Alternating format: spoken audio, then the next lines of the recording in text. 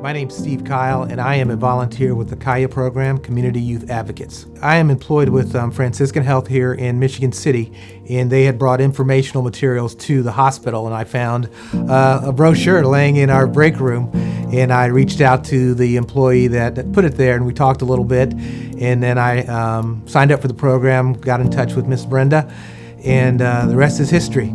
My goal was to get a young man, African-American man. I wanted to be a mentor to someone that is like me. I feel like there's a lack of mentors in the community, and I wanted to make that connection with somebody that I could make an impact on. It impacted me, the relationship, the bond that we've had so quick, and I share stories with my family back at home. Jameer's father was killed, and one day we're driving down the road, and he says, "Do you want to go to the cemetery and see my father's site?" And sure, and we went there, and you just don't share that with anybody. And so that bond that we developed so quickly, and him willing to share that with me is just, wow, blows me away. He was hungry for a mentor. He wanted that male role model outside of his family. He does have a family, his grandfather's in there, he has, cousins, but somebody that he can look up to that's not really a part of his family, that has that separation.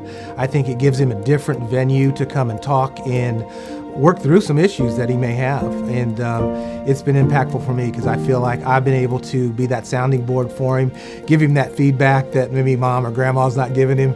When we're out to dinner and he has those kind of spontaneous reactions where he's loud and kind of drawing attention to himself, I can put him in check and say, this isn't the spot for that.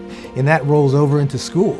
Those are the kind of impulsivity issues that he has in school. And, we talk about that. What's the impact? What do people think, when they see those type of things that you do, and how can we work on that? It's worth it. The time that you spend, and it's not a lot of time. One day a week, we're 2 or 3 hours, we're hanging out, a few texts throughout the week. I think that little bit of time has a huge impact on the kids. And some people think, I'm just too busy, I don't have time.